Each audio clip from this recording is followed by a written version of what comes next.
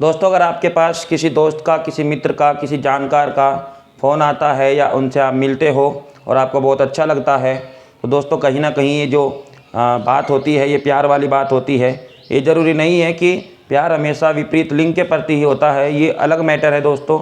जो प्यार होता है वो मनुष्य के अलावा किसी पशु के प्रति भी हम दिखाते हैं, अपने परिवार के प्रति भी ये प्यार हम दिखाते हैं।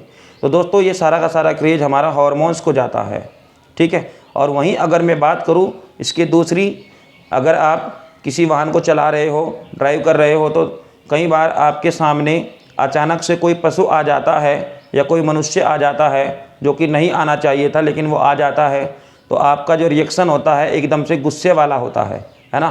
तो आज हम इसी बिंदु पर चर्चा करेंगे और वो भी हार्मोन्स को लेकर के। आपको बड़ा अजीब लग रहा होगा कि प्यार और गुस्से के मामले में भी हार्मोन्स का बड़ा योगदान होता है। तो जी हाँ दोस्तों, हार्मोन्स अपने आप में एक बहुत बड़ा टॉपिक है कि नॉलेज के लिए हर हार्मोन्स पर काम करते हैं। और आज इसी वीडियो में दोस्तों हम जानने का प्रयास करेंगे कि प्यार और गुस्से वाले हार्मोन्स क्या है। तो चलिए दोस्तों विस्तार से इसको शुरू करते हैं। विपरीत लिंग के प्रति आकर्षित होने लगते हैं तो हमारे शरीर में डोपामाइन की मात्रा बढ़ने लगती है। और दोस्तों आपकी जानकारी के लिए बता दूं कि इसी कारण हमारे दिल की धड़कन भी तेज़ तेज़ बढ़ने लगती है। इसको हम बेसिकली कह सकते हैं कि किसी विपरीत लिंग के प्रति आकर्षण के कारण ऐसा स्वाभाविक माना जाता है। वही अगर हम बात करें रिलेशनशिप में, जब हम कई बार किसी व्यक्ति के रिलेशनशिप में होते हैं तो दोस्तों हमें जो अच्छा अनुभव कराता है तो नींद हार्मोन होता है, उसी के कारण दोस्तों हमें बहुत अच्छा महसूस होता है। किसी के प्यार से छूने पर जब हमारा शरीर किसी से टच होता है, छुआ जाता है, तो दोस्तों क्या आप जानते हैं कि ऑक्सीटोसिन हार्मोन सिक्रीट होने लगता है, निकलने लगता है। और आपकी जानकारी के लिए बता दूं दोस्तों, ये विश्वास को कायम करने में भी महत्वपूर्ण भूमिका निभाता है।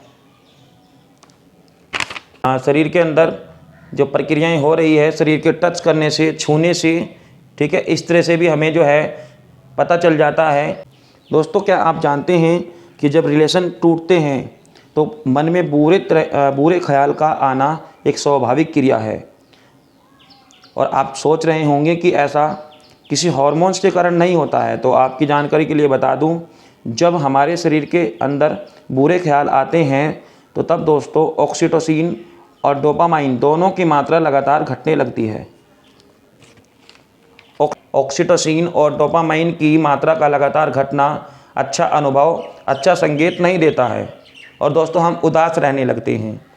अगर आपके आसपास ऐसे व्यक्ति हो जो किसी खुशी का माहौल होने पर भी दुख में जी रहे हों, तो इसका मतलब ये है कि ऑक्सीटोसिन हार्मोन्स कम सिक्रीट हो रहा है, यानी कि किसी न किसी बात को लेकर आहत हैं। कई बार आपने महसूस किया होगा कि कई बार जब हम मुसीबत में होते हैं या अचानक से हमारे सामने कोई मुसीबत आ जाती है तो हमारा शरीर उससे लड़े बिना हार नहीं मानता है।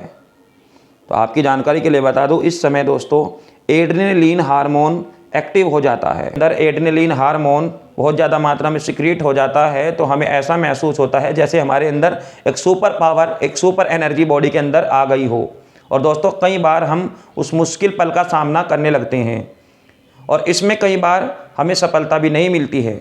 और दोस्तों ये जो एड्रेनलिन हार्मोन है, इसकी मात्रा यानी कि खून के अंदर बहुत ज़्यादा आ जाती है और उस समय हमारा जो हार्ट है वो भी बहुत तेज़ तेज़ धड़कने लगता है और माइंड भी अपने आप को एक पावरफुल, एक सुपरमैन की तरह समझने लगता है।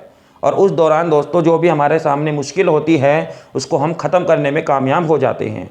लेकिन दोस्तों 95% ऐसा देखा जाता है कि जब हम प्रयास करते हैं तो इसमें कामयाबी हमें निश्चित रूप से मिलती है, लेकिन कई बार इसमें 5% देखा गया है कि जब हम पीटी का कम हो जाना, ये फिर से हमें असफलता की ओर ले जाने का प्रयत्न करता है और कई बार हमें उसके सामने झुकना भी पड़ता है। कर के लिए बता दूँ, जो एक्सीडेंटल केस होते हैं दोस्तों, रोड पर जो एक्सीडेंट वगैरह होते हैं, इसमें कई बार ऐसा ही होता है।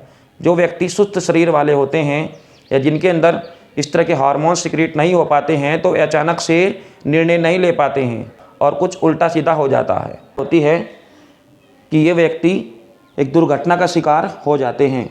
तो इस मामले में जो व्यक्ति इस मंजिल को पाने में कामयाब हो जाते हैं तो ये एड्रेनलिन हार्मोन ज़्यादा समय के लिए एक्टिव नहीं होता है कामयाब होने के कुछ समय बाद ही, कुछ सेकंडों बाद ही ये धीरे धीरे फिर से अपनी नॉर्मल अवस्था में आने लगता है। दोस्तों अगर हम बात करें अपनी हाइट के बारे में, तो दोस्तों अगर मैं हाइट के बारे में आपको बता दूं तो हमारी हाइट बढ़ाने का काम सोमेटोट्रोपिन नामक हार्मोन्स के द्वारा होता है। महिला और पुरुष दोनों में इसकी जो सिक्रीशन की मात्रा है वो लगभग कंटिन्यू होती है और निश्चित मात्रा में होती है। वहीं अगर हम सेक्सुअल हार्मोन्स की बात करें दोस्तों, प्रोजेस्टेरॉन और टेस्टोस्टेरोन थोड़ा बहुत इसको इफेक्टेड करते हैं। ऐसा केस हर बार नहीं होता है, बहुत कम केस में ऐसा देखने को मिलता है कि जो प्रोजेस्टेरॉन या टेस्टोस्टेरोन हार्मोन हैं वो हाइट बढ़ाने वाले हार्मोन्स को थोड़ा सा कम या ज़्यादा कर सकते हैं। मैं हूँ कुछ प्यार और गुस्सा वाले हार्मोन्स को, इतना ही नहीं है, हमारी बॉडी के अंदर इनका कनेक्शन दोस्तों जो लिंग हार्मोन होते हैं, जो सेक्सुअल हार्मोन होते हैं, बेसिकली इनके बारे में आप जानते भी होंगे। टेस्टोस्टेरोन हार्मोन जो कि लड़कों में पाया जाता है और लड़कों के जो करैक्टर्स होते हैं जैसे दाढ़ी मूंछ का निकलना, आवाज़ का भारी होना और भी बहुत सारे करैक्टर्स हैं दोस्तों, हड्डियों का मजबूत होना, ठीक है। तो ये सारा के सारे हार्मोन दोस्तों टेस्टोस्टेरोन हार्मोन्स, ठीक है, इनको एक्टिव करने का काम करता है। यानी कि एक पुरुष हार्मोन्स हम टेस्टोस्टेरोन हार्मोन्स को कहते हैं।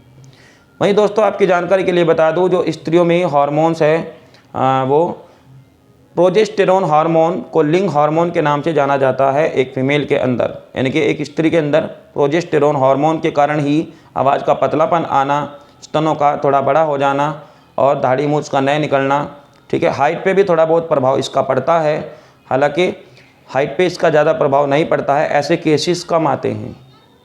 तो दोस्तों ये तो थे हमारे लिंग हार्मोन्स। इसके अलावा दोस्तों इससे संबंधित और भी बहुत सारे हार्मोन्स हैं। तो बेसिकली जो हमारी बॉडी के अंदर प्यार और गुस्से वाले पॉइंट्स को अगर हम बता दें तो इनमें प्रोजेस्टेरोन और टेस्टोस्टेरोन हार्मोन का भी थोड़ा सा योगदान होता है। एक हार्मोन्स और बता दूं, डोपामाइन। वैसे तो आज बहुत बड़ा टॉपिक हो जाएगा हमारा हार्मोन्स का, लेकिन आपको मैं ये भी बता दूं कि जो डोपामाइन हार्मोन है वो हमारी नींद के लिए उत्तरदायी होता है। यानी कि जब एक निश्चित कार्य करने के बाद हमारा शरीर खुद को थका हुआ महसूस करता है तो मस्तिष्क को आराम की आवश्यकता पड़ती है, और इस दौरान दोस्तों हमारे शरीर के अंदर डोपामाइन नाम का हार्मोन स्रावित होने लगता है और हम सो जाते हैं। अलावा मेलेटोनाइन भी हमारी नींद को आने में हमें फ़ायदा करता है, सोने में हमारी हेल्प करता है। यानी कि जब हमारे शरीर थक जाता है तो डोपामाइन और मेलेटोनाइन हार्मोन दोनों कंबाइन करते हैं काम, और हमें नींद के लिए या हमारे शरीर के अंदर जो थकावट है उसको ठीक करने के लिए हमें विश्राम प्रदान करने का काम करते हैं, ठीक है। तो हमारा मन है, हमारी आत्मा है, आत्मा, मन, मस्तिष्क, शरीर, जो पूरा का पूरा सिस्टम है, उसको जोड़ने का काम हार्मोन्स करते हैं। तो दोस्तों आपको मेरा ये वीडियो कैसा लगा मुझे कमेंट करके ज़रूर बताइए। अभी हार्मोन्स ख़त्म नहीं हुआ है, मैं इसको जो है एकदम डिटेल से लेकर चलूँगा, थोड़े थोड़े पार्ट्स के माध्यम से। आप अपना रिएक्शन मुझे ज़रूर बताइए। धन्यवाद।